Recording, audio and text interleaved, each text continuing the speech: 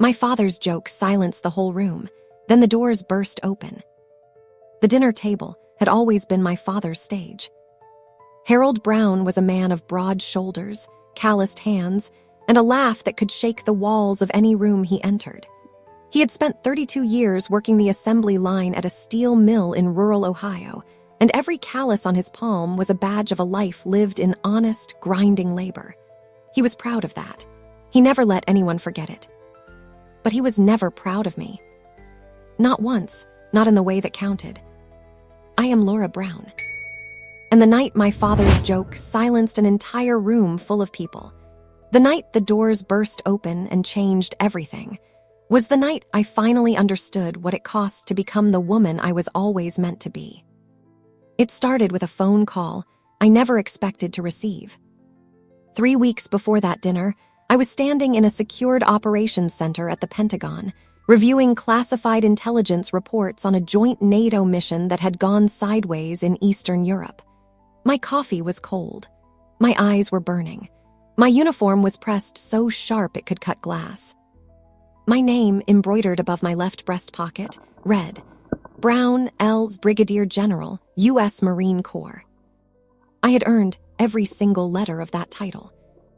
I had crawled through mud in Fallujah when I was 24. I had carried wounded soldiers on my back in the mountains of Afghanistan when I was 29. I had sat in rooms with senators, defense secretaries, and heads of state, and I had never once flinched. I had buried friends. I had made decisions that kept me awake for years. I had given everything, my youth, my relationships, my body, my silence, to a uniform that asked for all of it and never apologized for the asking. And yet, the only opinion that had ever truly haunted me belonged to a 68-year-old steel mill worker in Dayton, Ohio. My father.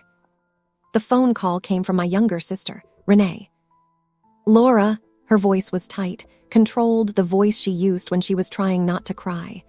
Dad had a minor cardiac episode. He's stable, but the doctors are saying it's a warning. His heart isn't strong. I closed the intelligence file on my desk. I'll be there Friday, I said. Laura, there's something else. A pause, long enough to feel like a held breath. He's been telling people you work in an office, that you're a secretary for the military. The words landed quietly, like a stone dropped into still water. He said that. He's been saying it for years. Mom finally told me. He tells the whole family, cousins, neighbors, everyone at the church.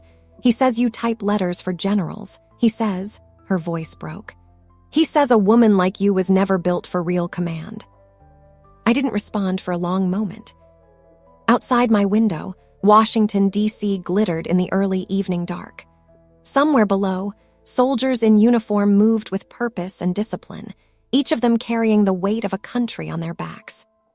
I'll be there Friday, I said again and hung up. The family gathering was held at my Aunt Patricia's house, a wide colonial on the edge of a quiet suburb where everyone still knew their neighbors by name. I drove myself, no driver, no aide, no uniform.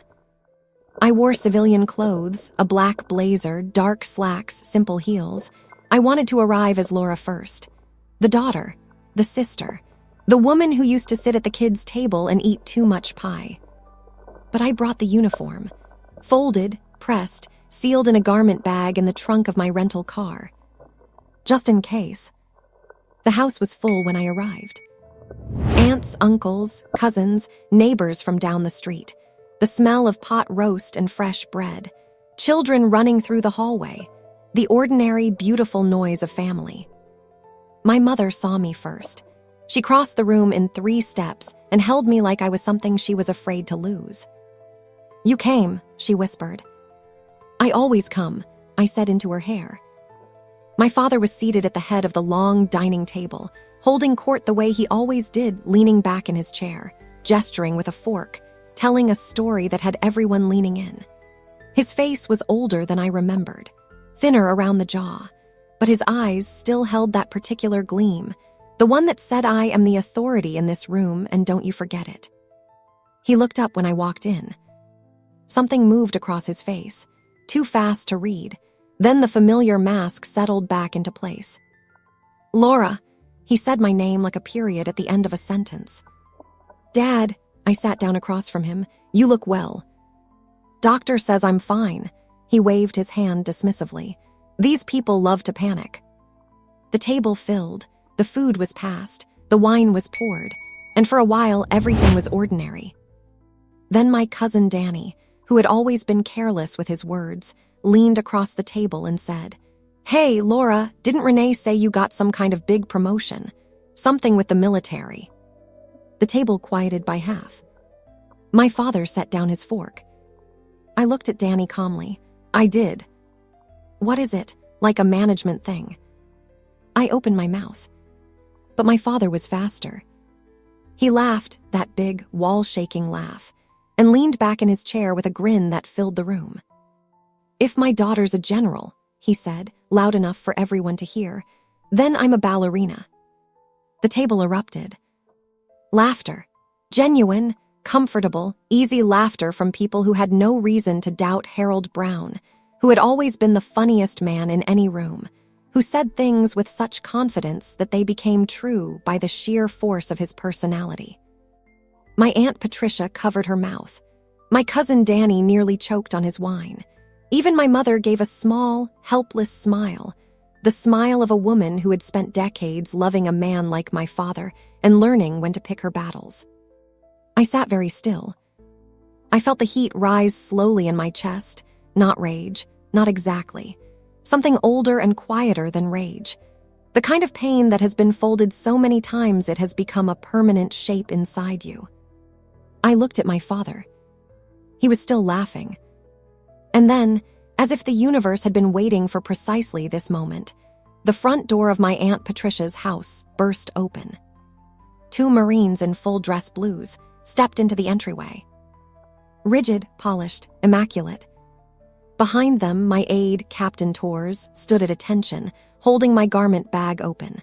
My uniform, my rank, my ribbons and citations and the stars that had cost me everything. Captain Torres had driven 3 hours to be here. I had called her Thursday night, on impulse, without entirely understanding why. Now I understood why. The laughter at the table died, so completely, it was like someone had cut the power to the room. Every head turned. My father's face went still. Captain Torres stepped forward, her voice clear and steady as a bell. "Ladies and gentlemen, I apologize for the interruption." She looked directly at me. "General Brown, your presence is requested."